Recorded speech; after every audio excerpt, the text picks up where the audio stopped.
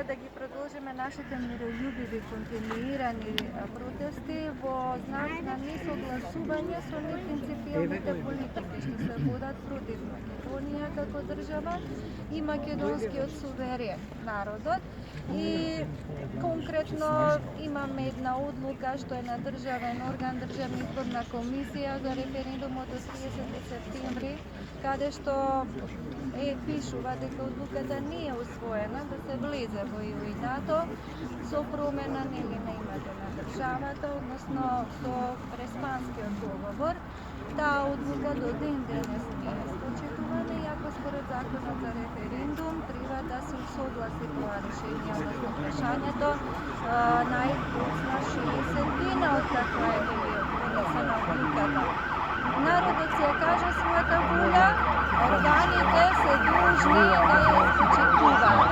Што е против волјата на народот, не сме да има одолжување од суверенот. Тоа не само во Македонија, туку за секоја држава важи, а гледаме дека во секоја држава се почитува, барем на тој демократски принцип, кога се станува збор за непосредно изјаснување на граѓаните. Овдека се пречекори тоа, се премина на уставни измени од страна на парламентот, што е недозволиво, и сега денешниот ден е да се ратификува договорот за влез во НАТО, меѓутоа против волјата на суверенот. Значи тоа е еден најосновен аргумент зошто треба секој овде да биде. Пред да ги решиме тие прелиминарни прашања, дали суверенот дал или не дал легитимитет за нивните прашања, значи не можеме да продолжиме понатаму, особено не да нарекуваме дека тоа демократски начин или демократски процеси.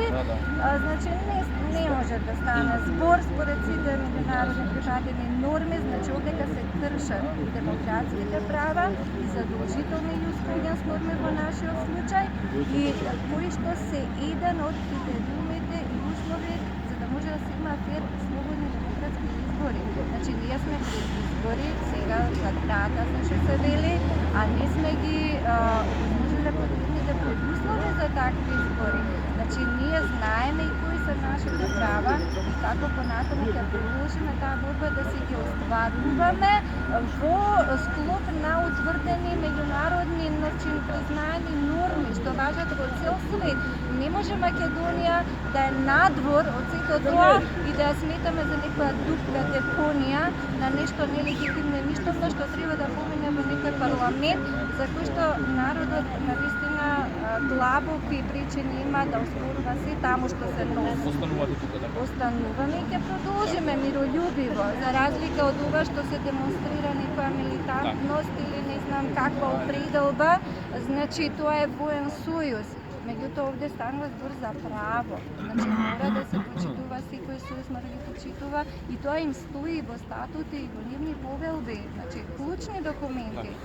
Зошто не се почитува во Македонија, тоа е прашањето. А тоа треба да одговорат не само политичарите, треба експертите на тоа да кажуваат, а не само за која позиција да завземеме и како да се интегрираме побрзо во ЕУ и НАТО, а овие клучни прелиминарни прашања никој не ги дискутира.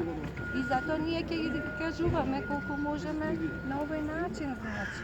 Фала ви многу. Да, јас само би сакала накратко, би упатила едно прашање до целата македонска јавност, они кои не следат сега, да си постават и они само прашање. Зошто е ова силно обезбедување?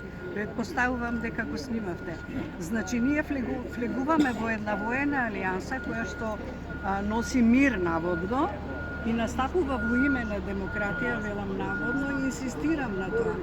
И прашувам, зошто е цело ова обезбедување? Зошто и ние да не бидеме дел од тоа поставување знаме, па да кажеме дали ние сакаме да се поклониме на тоа знаме или сакаме да се поклониме на Само Македонија, никогаш Северна, само Македонија. И кула предавници!